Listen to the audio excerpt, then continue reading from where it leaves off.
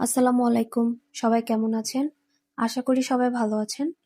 গত ভিডিওতে আমরা দেখেছি নিটিং শুরু করার প্রথম ধাপ, কাস্ট অন।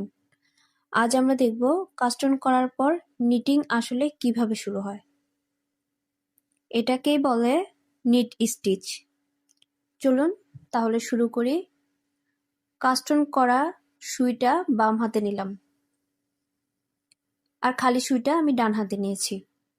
এবার ডান সুইটা বাম সুইয়ের প্রথম স্টিচের ভেতরে ঢুকালাম, সামনের দিক থেকে পেছনের দিকে।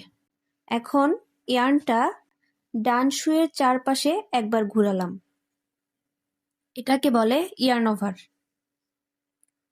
ডান সুইটা আস্তে করে টেনে নতুন একটা লুপ বের করলাম।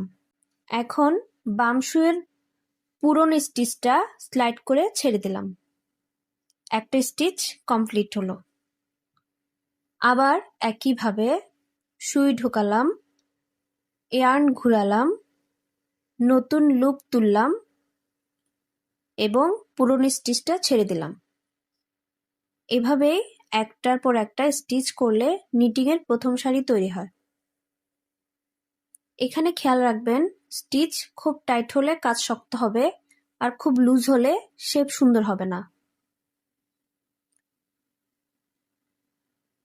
আজকের ভিডিওতে আমরা শুধু নিট স্টিচ প্র্যাকটিস করব।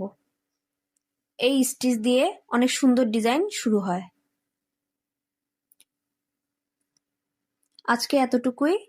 পরের ভিডিওতে এই নিট স্টিচ দিয়েই পুরো একটা রো প্র্যাকটিস দেখাবো।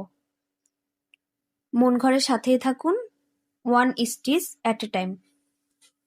আল্লাহ হাফেজ। আসসালামু আলাইকুম।